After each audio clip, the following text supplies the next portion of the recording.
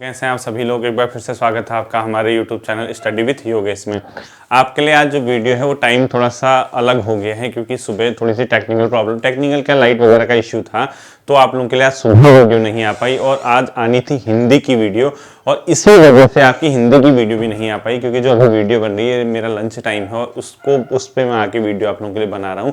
तो आपके लिए जो वीडियो आएगी उत्तराखंड की आएगी, कल आपकी हिंदी की क्लास आएगी क्योंकि हिंदी अगर अभी कराता तो ज़्यादा टाइम टेकिंग हो जाता है, इसलिए मैंने इसको उत्तराखंड परीक्षा वाणी की क्लास कर दी। ठीक है, कल उत्तराखंड ना आके कल हिंदी आएगी।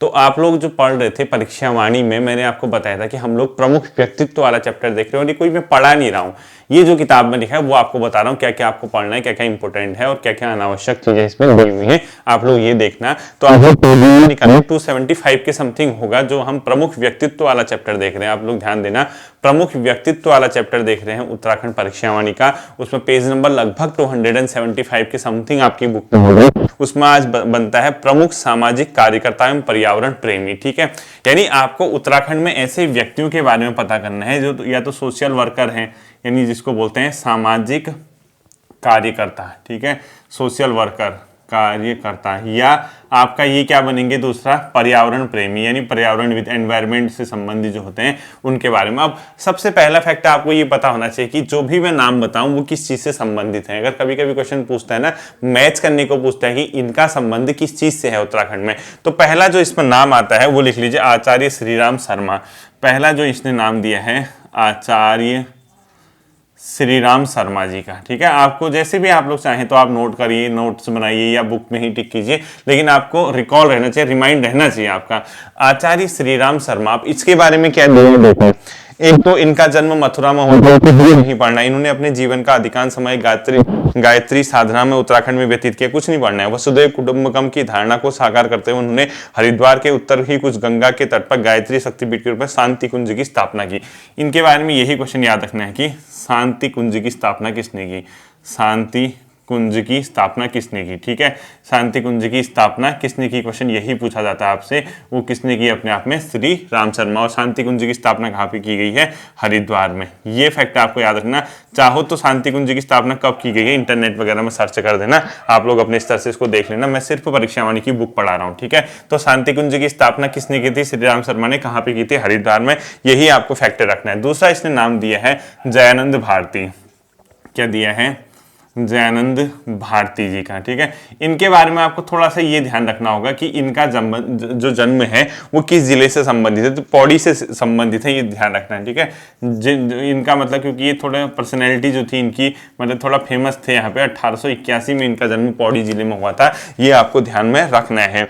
इसके अलावा इनके बारे में आपको जो ध्यान रखने वाला फैक्ट है, क्योंकि इन्होंने दलितों के उत्थान के लिए, शिल्पकारों के उत्थान के लिए काम किया था जयानंद भारती जी ने, तो आपको हमेशा याद रखना है कि इनके बारे में जो क्वेश्चन आता है, डोला पालकी जैसे जो कुप्रथा थी उसके खिलाफ आवाज उठाने वाले व्यक्तियों में से कौन से थे, जयानंद भारती। यानी डोला पालकी कुप्रथा के खिलाफ, डोला पालकी और छुआछूत जैसी कुप्रथा के खिलाफ अगर किसी ने आवाज उठाई थी तो वो कौन थे, पौड़ी में जयानंद भारती जी ने थी। तो इनके बारे में क्वेश्चन यही पूछता है, डोला पालकी आंदोलन के प्रेरणाता थे। ठीक है, डोला पालकी आंदोलन के प्रेरणाता, यानी उसको जिसने डोला पालकी कुप्रथा को खत्म करने में भूमिका निभाई, डोला पालकी आंदोलन के प्रेरणा। ठीक है, तो ये थे डोला पालकी आंदोलन के सूत्रधार, या जो भी लिखते हो आप लोग, डोला पालकी आंदोलन के सूत्रधार या प्रेरणा जो भी लिखते हो, ये इन्होंने जयानंद भारती जी ने इसमें महत्वपूर्ण भूमिका निभाई।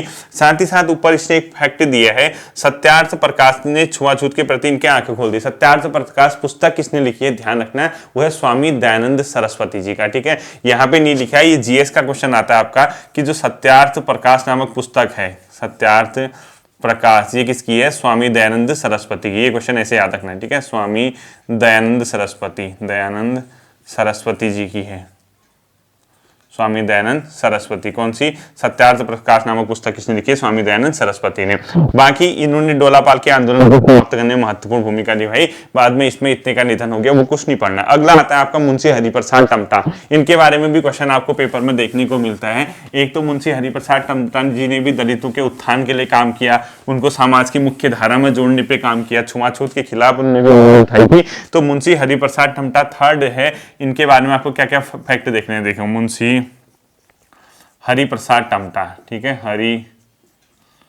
प्रसाद टमटा जी के बारे में, ठीक है। इसमें क्या क्या फैक्ट है आपको ध्यान रखना है। एक फैक्ट जन्म वगैरह छोड़ दीजिए, हाँ इतना पता होना चाहिए कि इनका ये संबंधित है अल्मोड़ा जिले से। कब हुआ था जन्म सब छोड़ दिया, अल्मोड़ा जिले से इनका संबंध था, दलित परिवार में हुआ था, दलित वर्ग को शिल्पकार नाम दिलाने में महत्वपूर्ण भूमिका, ठीक है। यानी इनकी एक महत्वपूर्ण भूमिका थी, जो दलित वर्ग है उनको शिल्पकार नाम से संबोधित करने में। शिल्पकार, ये पॉइंट याद रखना, किसने दलितों को शिल्पकार शब्द देने में महत्वपूर्ण भूमिका निभाई थी, वो थे मुंशी हरिप्रसाद टमटा जी, ठीक है। इसके बाद 1905 में उन्होंने टमटा सुधार सभा का गठन किया। ये मोस्ट इंपोर्टेंट क्वेश्चन है, टमटा सुधार सभा का गठन किसने किया था 1905 में, मुंशी हरिप्रसाद टमटा ने, ठीक है। ये क्वेश्चन आता है, टमटा सुधार सभा का गठन कब और किसने किया था, मुंशी हरिप्रसाद टमटा जी ने। कब किया था, सन 1905 ईस्वी में इन्होंने किया था। ये क्वेश्चन आपको ध्यान रखना है। साथ ही साथ इनको शिल्पकार सभा के नाम से भी जाना गया है, ठीक है। ये टमटा सुधार सभा को ही बाद में क्या कहा गया, कह रहा है शिल्पकार सभा, शिल्पकार सभा का ही इसको क्या दिया गया, नाम दिया गया था। ये पॉइंट आपको ध्यान में रखना होगा। इसके बाद देखिए क्या दिया है, 1934 में सामाजिक चेतना के उद्देश्य अल्मोड़ा से समता साप्ताहिक का प्रकाशन किया। ये मोस्ट इंपोर्टेंट क्वेश्चन है। समता नामक साप्ताहिक न्यूज़पेपर जो था ये कब निकला था और कहां से निकला और किसने निकाला। समता निकला था बच्चों 1934 में, कहीं 35 भी लिखा होगा, ठीक है। कहां से निकला था, अल्मोड़ा से। समता किसने निकाला था, मुंशी हरि प्रसाद टमटा, शॉर्ट में लिख दिया मैंने, ठीक है। तो ये समता साप्ताहिक न्यूज़पेपर कहां से निकला था, 1934 में अल्मोड़ा से। मुंशी हरिप्रसाद टमटा ने इस पे महत्वपूर्ण भूमिका निभाई। इसके बाद अगला जो नाम आता है वो आता है घनानंद खंडूड़ी जी के बारे में। क्या आता है, फोर्थ नेम जो हम पढ़ेंगे आज वो आता है घनानंद खंडूड़ी। तो आपसे मैंने ये कहा है कि आपको ये पता होना चाहिए कि इनका संबंध किससे था, बाकी इनके बारे में ज्यादा डिटेल से नहीं पढ़ना है, ठीक है।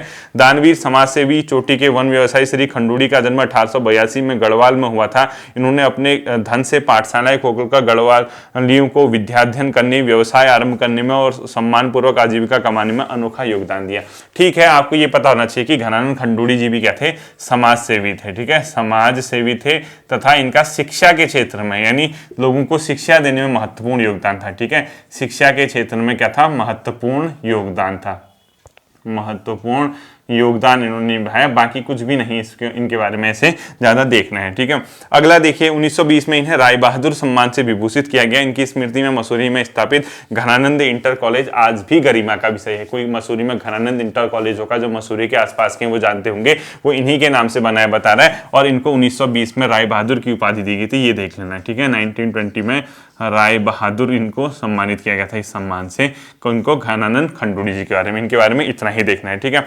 इसके बाद आता है आपका माधव आशीष, आध्यात्म और पर्यावरण को समर्पित मिर्तोला आश्रम जागेश्वर के व्यवस्थापक। इस अंग्रेज संत का जन्म 1920 में इंग्लैंड में हुआ था, ठीक है। माधव आशीष के बारे में आपको ज्यादा ऐसे नहीं देखना, लेकिन जो इसने एक संगठन, एक मतलब ये नीचे कोई अपने आप में जागेश्वर में कोई ऑर्गेनाइजेशन टाइप का कुछ नाम दिया है, वो आपको पता होना चाहिए कि वो कहां पर है। तो माधव अपने आप में जो माधव आशीष हैं, इनके नाम में मिर्तोला आश्रम जागेश्वर में है, ये याद रखना है, ठीक है। मिर्तोला आश्रम, मिर्तोला आश्रम ये कहां पर अवस्थित है, कह रहा है मिर्तोला आश्रम जागेश्वर में। और जागेश्वर कहां पड़ता है, अल्मोड़ा जिले में, ठीक है। मिर्तोला आश्रम जागेश्वर, ये पॉइंट आपको याद रखना है। और ये मिर्तोला जागेश्वर कहां पड़ता है, अल्मोड़ा में। तो ये कहीं ना कहीं जो मिर्तोला आश्रम है ये भी अपने आप में कहां हो जाएगा, अल्मोड़ा में हो जाएगा बच्चों, ठीक है। ये अल्मोड़ा हो गया। तो मिर्तोला आश्रम कहाँ है, अपने आप में अल्मोड़ा में है। दूसरा इसके इनके बारे में दे रहे हैं, अंग्रेज संत का जन्म 1920, मतलब ये माधव आशीष ने इससे संबंधित है, यानी जो माधव आशीष है इनका संबंध है, इन्हें स्थापित किया नहीं कह रहा हूं मैं, माधव आशीष का इससे क्या है, अपने आप में संबंध है। माधव आशीष का इससे संबंध है, ये आप लोग ध्यान में रखना, ठीक है। बाकी कुमाऊं के विद्यालयों में पर्यावरण शिक्षा में इनका योगदान अत्यंत महत्वपूर्ण था। 1992 में इन्हें पद्मश्री से सम्मानित किया गया और 97 में इनका देहांत हो गया। यानी अपने आप में जो माधव आशीष हैं वो पर्यावरण से संबंधित हैं। किससे संबंधित है, पर्यावरण से संबंधित है। और 1992 में इनको क्या मिला था, पद्मश्री से सम्मानित किया गया था। ये आपको ध्यान में रखना है, ठीक है, पद्मश्री। अब जरूरी नहीं कि आप इसके पद्मश्री वगैरह सब याद करने में लगे, इतना नहीं। जो माधव आशीष है उनका संबंध पर्यावरण से है, और इसी में एक मिर्तोला आश्रम पड़ता है अपने आप में जागेश्वर अल्मोड़ा में, वो जो है अपने आप में माधव आशीष का उससे क्या है, संबंध है, इतना ध्यान में रखना। इसके बाद आता है नारायण सिंह नेगी, ठीक है। 30 वर्षों से वृक्षारोपण करते आ रहे नारायण सिंह नेगी, यानी सीधे सीधे संबंध किससे है, नारायण सिंह नेगी। नारायण सिंह नेगी, पर्यावरण से इनका संबंध है। नारायण सिंह नेगी का संबंध अगर पेपर में आता है तो वो किससे होगा, सीधे सीधे पर्यावरण से उनका संबंध होगा। इतना आपको ध्यान रख रहे हैं। बाकी देखिए क्या दिया है इसने, पर्यावरण सम्मान से सम्मानित श्री नेगी ने 30 वर्षों के प्रयास से थराली गांव में 27 हेक्टेयर भूमि में 75 यानी 75 प्रकार के 70,000 से अधिक वृक्ष लगाए। उनको गौरवदेवी स्मृति पुरस्कार भी प्रदान किया गया है। तो आप लोग ये याद रखना कि नारायण सिंह नेगी का संबंध किससे है, पर्यावरण से, इतना आपको ध्यान रखना है। ठीक है, इसके बाद आता है विश्वेश्वर दत्त सकलानी। इनके बारे में तो आता ही आता है क्वेश्चन। ठीक है, क्या लिखे हैं, विश्वेश्वर दत्त सकलानी, विश्वेश्वर दत्त सकलानी। पहला पॉइंट इनका वृक्ष मानव के नाम से इनको जाना गया। ठीक है, यानी इनका संबंध भी किससे है, पर्यावरण से संबंध है इनका, ये याद रखना। दूसरा, इनको एक उपनाम दिया गया जिसका नाम है वृक्ष मानव के नाम से इनको जाना जाता है। यानी उत्तराखंड में कौन सा व्यक्ति वृक्ष मानव नाम से जाना जाता है, विश्वेश्वर दत्त सकलानी के नाम को जाना जाता है वृक्ष मानव, या वृक्ष मित्र भी इनको कहते हैं। ठीक है, वृक्ष मानव या फिर इन्हीं को वृक्ष मित्र के नाम से भी क्या किया जाता है, संबोधित किया जाता है, ये ध्यान में रखना। और पर्यावरण से इनका संबंध है। टिहरी के श्री सकलानी स्वाधीनता संग्राम सेनानी, टिहरी जनक्रांति के अमर शहीद नागेंद्र सकलानी के अनुष्ठ है। यानी कहीं ना कहीं इनका संबंध है विश्वेश्वर दत्त सकलानी का टिहरी रियासत से, यानी टिहरी से संबंधित थे। और ये क्योंकि नागेंद्र सकलानी और ये अपने आप में इनके अनुष्ठ बता रहा है, इनके छोटे भाई थे। पर्यावरण के क्षेत्र में इनके उल्लेखनीय योगदान के लिए 1986 में इंदिरा प्रियदर्शनी वृक्ष मित्र पुरस्कार से सम्मानित किया। ये पॉइंट देख लेना क्योंकि ये बड़ी हस्ती है। ठीक है, 1986 में इनको कौन सा अवार्ड मिला बता रहे हैं, इंदिरा प्रियदर्शनी वृक्ष मित्र पुरस्कार।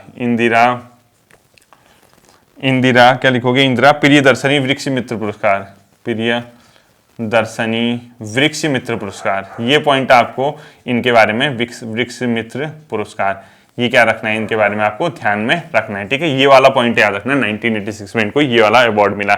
इन्हें उत्तराखंड का वृक्ष मानव भी कहा जाता है। और इनका 96 वर्ष की अवस्था में निधन हो गया था, बाकी छोड़ दीजिए। इसके बाद आता है आपका सुंदरलाल बहुगुणा। मैं चाहूंगा कि सुंदरलाल बहुगुणा जी के बारे में थोड़ा सा आप लोग डीप में पढ़िए, विकिपीडिया वगैरह का सहारा लीजिए, क्योंकि आप सभी जानते हैं पिछले वर्ष शायद 2021 में इनके बारे में क्या हुआ था, तो आपको सबको पता है। तो सुंदरलाल बहुगुणा जी के बारे में आप थोड़ा सा डिटेल से पढ़ना। ठीक है, सुंदरलाल बहुगुणा, सुंदरलाल बहुगुणा जी के बारे में, इनके बारे में थोड़ा अच्छे से पढ़ लेना, बहुगुणा।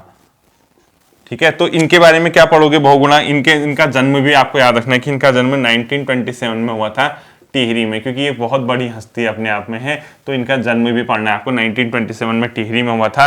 और बाकी इनके बारे में जो है ये थ्योरेटिकल चीजें, स्वतंत्रता से पूर्व टिहरी रियासत में स्वाधीनता के लिए संघर्षरत है, वो तो कहानी है। ठीक है, वो ऐसे ही पढ़ते रहना। विनोबा के आंदोलन से जुड़े रहे, उसके बाद अपने जीवन में पर्यावरण के लिए समर्पित, ये सब चीजें, ये पर्यावरण के लिए काम किया, ये ध्यान रखना। सुंदरलाल बहुगुणा बहुत बड़े पर्यावरणविद यहाँ पे, और विश्व स्तर पर इनकी अपनी पहचान रही है। ठीक है, पर्यावरण से इनका संबंध है। इसके बाद अनेक देशों में चिपको आंदोलन, वृक्षों के महत्व की जानकारी देने वाले श्री बहुगुणा लंदन में पर्यावरण कार्यक्रम तथा मैक्सिको में विश्व कृषि एवं खाद्य संगठन को संबोधित कर चुके हैं। 1981 में भारत सरकार ने इन्हें पद्मश्री पुरस्कार देने की घोषणा की थी, जिसे इन्होंने अस्वीकार कर दिया। ठीक है, ठीक है। 1984 में सिंधवी ट्रस्ट द्वारा राष्ट्रीय एकता पुरस्कार, और 1985 में बॉम्बे की वृक्ष मित्र संस्था ने वृक्ष मानव पुरस्कार इनको सम्मानित किया गया था। तो ये ध्यान रखना, इनको वृक्ष मानव पुरस्कार कब मिला था, 1985 में। वृक्ष मानव पुरस्कार से कब सम्मानित इनको किया गया था, 1985 में। एक पॉइंट आप लोगों को ये ध्यान में रखना है। बाकी राष्ट्रीय एकता पुरस्कार 1984 में। दूसरा कौन सा है, राष्ट्रीय एकता पुरस्कार, राष्ट्रीय एकता पुरस्कार, ये कब दिया गया था इनको, 84 में। ठीक है, 1984 में राष्ट्रीय एकता पुरस्कार से इनको सम्मानित किया गया था। इतना ही है। अगला आता है आपका घनश्याम सैलानी जी के बारे में लिखा है। घनश्याम सैलानी जी का संबंध है पर्यावरण से संबंधित है, बस इतना ही याद रखना है। ठीक है, अगला जो नाम आता है आपका घनश्याम सैलानी, घनश्याम सैलानी, इनका संबंध सिर्फ किससे है, याद रखना, पर्यावरण से इनका संबंध है, बस इतना याद रखना, इसके अलावा कुछ भी ध्यान में नहीं रखना है। अगला आता है मोस्ट इंपोर्टेंट चंडी प्रसाद भट्ट। इनके बारे में थोड़ा सा ध्यान में रखना होगा, इससे क्वेश्चन भी आता है। ठीक है, चंडी प्रसाद भट्ट। पहला फैक्ट तो इनके बारे में यही आप सभी जानते हैं, इनका संबंध किस चीज से है, पर्यावरण से इनका संबंध है। नहीं, पर्यावरण से संबंधित में अपने आप में ही रखते हैं, मोस्ट इंपोर्टेंट पॉइंट है। ठीक है, जन्म याद रखना कि 1934 में है। चंडी प्रसाद भट्ट जी का जन्म आपको याद रखना होगा। और ये विनोबा भावे और जयप्रकाश नारायण से प्रेरणा पाकर सर्वोदय आंदोलन में सम्मिलित हुए। सर्वोदय आंदोलन का संबंध जेपी नारायण से था, याद रखना, जयप्रकाश नारायण। ये जीएस का क्वेश्चन है। 1950 के आसपास एक सर्वोदय अपने आप में आंदोलन चला। ठीक है, सर्वोदय ये किसने चलाया था सर्वोदय आंदोलन? जयप्रकाश नारायण, जेपी नारायण जी ने, ठीक है, नारायण। ये आपको ये जीएस के क्वेश्चन के अंदर रखना है, ये भी इससे जुड़ गए थे, ये आपको ऐसे ही नॉर्मली पता रहना चाहिए। अगला देखिए, सर्वोदय मंडल के संयोजक रहे। 1964 में इन्होंने दसौली ग्राम स्वराज मंडल की स्थापना की। मोस्ट इंपोर्टेंट क्वेश्चन है 1964 में दसौली, ये क्वेश्चन आता है पेपर में, ठीक है, ध्यान रखना दोनों तरीके से किसने की और कब हुई थी। दसौली ग्राम स्वराज मंडल, दसौली ग्राम स्वराज मंडल, इसकी स्थापना किसने की थी? चंडी प्रसाद भट्ट ने। और कब की थी? 1964 में। ये पॉइंट आपको ध्यान में रखना होगा। साथ ही साथ इन्होंने चिपको आंदोलन को गति देने के दालियों का दगड़िया नामक स्वयंसेवी संस्था का गठन किया। ये भी क्वेश्चन पेपर में आता है। दालियों का दगड़िया नाम का स्वयंसेवी एनजीओ किसका था? दालियों का दगड़िया, ठीक है, दगड़िया। ये संगठन किसका है? अपने आप में चंडी प्रसाद भट्ट जी का है। ये क्वेश्चन आपको क्या रखना होगा? ध्यान में रखना होगा, ठीक है। और ये बहुत ज्यादा अपने आप में इंपॉर्टेंट चीज है। यही आपका पेपर में क्या आता है? आता है दालियों का दगड़िया नामक संगठन किसका है? चंडी प्रसाद भट्ट जी का है। ये आप लोग हमेशा ध्यान रखना है, ठीक है। पर्यावरण के क्षेत्र में उल्लेखनीय योगदान के लिए 1982 में इन्हें एशिया के सबसे बड़े पुरस्कार रेमन मैग्सेसे से सम्मानित किया गया था। मोस्ट इंपोर्टेंट कहते हैं रेमन मैग्सेसे जो अवार्ड मिला था चंडी प्रसाद भट्ट को 1984 में। ये पेपर में आता है क्वेश्चन, ध्यान रखना। रेमन मैग्सेसे से सम्मानित किया गया था 1982 में, ठीक है। इनको रेमन मैग्सेसे अवार्ड कब मिला था? 1982 में। और एशिया का नोबेल भी कहते हैं इस पुरस्कार को, ठीक है। रेमन मैग्सेसे पुरस्कार कब मिला था? 1982 में। एशिया का नोबेल भी कहते हैं और एशिया का सबसे बड़ा इसको पुरस्कार बताया गया था। 1986 में पद्मश्री और 2005 में पद्म विभूषण से सम्मानित किया गया था। यानी 1986 में इनको क्या मिला था? पद्मश्री। ये सारे अवार्ड इनको याद रखना है, ठीक है, पद्मश्री। और 1986 के बाद 2005 में इनको कौन सा अवार्ड मिला था? ये भी आप लोग क्या रखोगे? ध्यान में रखोगे। 2005 में इनको पद्म भूषण मिला था। क्या मिला था? पद्म भूषण मिला था, ठीक है। ये आपका क्या रहता है? चंडी प्रसाद भट्ट जी के बारे में रहता है। चंडी प्रसाद भट्ट जी के बाद जो अगला नाम आता है स्वामी शिवानंद का आता है, ठीक है। स्वामी शिवानंद जी के बारे में भी आपको देखना है और इसके बारे में क्या क्या फैक्टर अपने आप में इंपोर्टेंट हो सकते हैं, हम लोग उसको चेक करते हैं। तो अगला पॉइंट जो आता है आपका स्वामी शिवानंद जी के बारे में आता है। देखिए क्या क्या इंपोर्टेंट इसमें हो सकता है।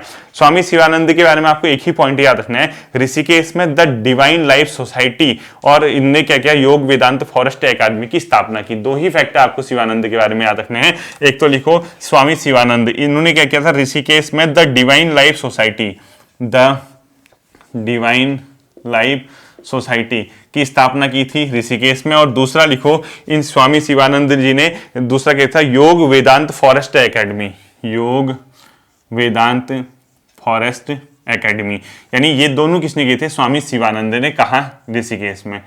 स्वामी शिवानंद, इतना ही आपको इनके बारे में ध्यान में रखना है, ठीक है। इसके अलावा कुछ भी इनके बारे में ध्यान में रखने की जरूरत अभी फिलहाल नहीं है।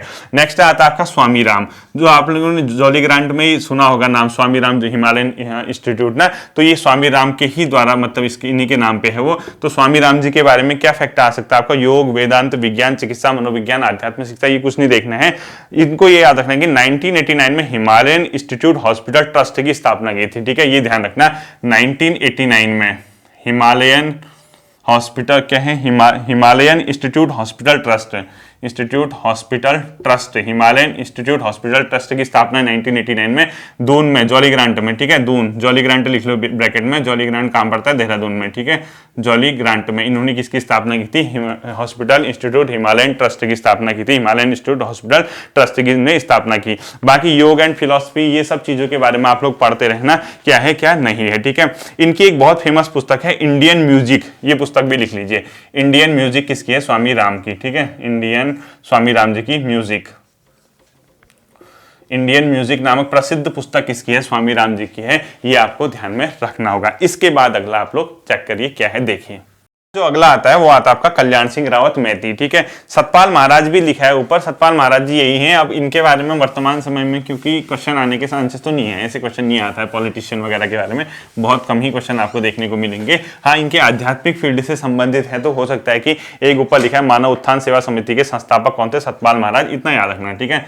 क्या पता कभी पूछ दे, मानव उत्थान सेवा समिति, सेवा समिति के संस्थापक कौन है? सतपाल महाराज जी हैं। ये एक थोड़ा सा आप लोग चाहो तो ध्यान में रख सकते हो, मानव उत्थान सेवा समिति के संस्थापक कौन है? सतपाल महाराज जी हैं। ये आपको थोड़ा सा ध्यान में रखना होगा, ठीक है। इसके बाद आता है आपका मोस्ट इंपोर्टेंट कल्याण सिंह रावत मैती, ठीक है। कल्याण सिंह रावत, इनका भी बहुत बड़ा रोल है यहाँ पर। एक आंदोलन चलाया था इनने, रक्षा सूत्र आंदोलन, आप लोग जानते होंगे।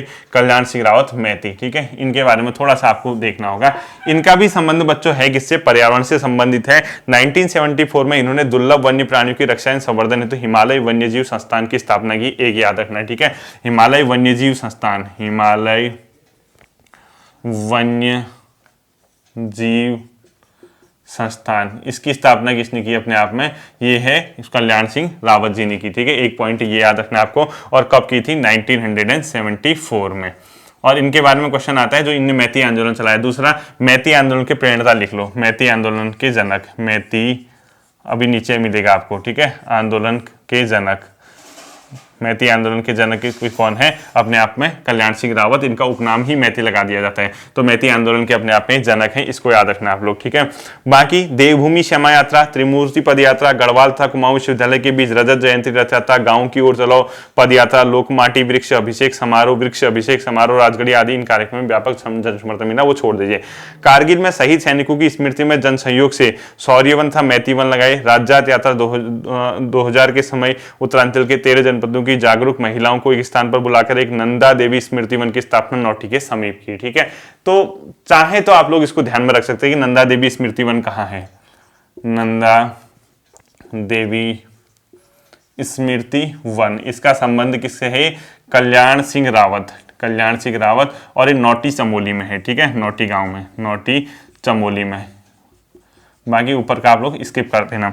अब आता है 1995 में उन्होंने पर्यावरण के संरक्षण के लिए मैती नामक भावनात्मक आंदोलन की शुरुआत की। मोस्ट इंपोर्टेंट क्वेश्चन यही आता है, जो मैती आंदोलन की शुरुआत थी 1995 में इन्होंने की थी। पेपर में क्वेश्चन आपका यही आता है, ठीक है, मैती आंदोलन की शुरुआत किसने की थी। इसमें क्या होता है, जैसे जो कपल होते हैं अपनी शादी के दिन वृक्ष वगैरह लगते हैं, पर्यावरण के लिए अपने आप में वर्क करते हैं।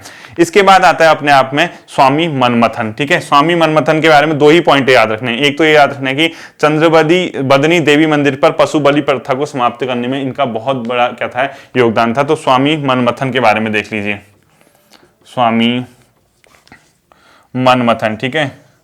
एक पॉइंट इनके बारे में ये देख लेना, जो चंद्रबदनी मंदिर है टिहरी गढ़वाल में, वहां पर इन्होंने क्या किया था, पशु बलि प्रथा को समाप्त किया। पहले होता था ना मंदिरों में, जैसे पशुओं की बलि दी जाती थी, बकरी वगैरह काटना, ये सब।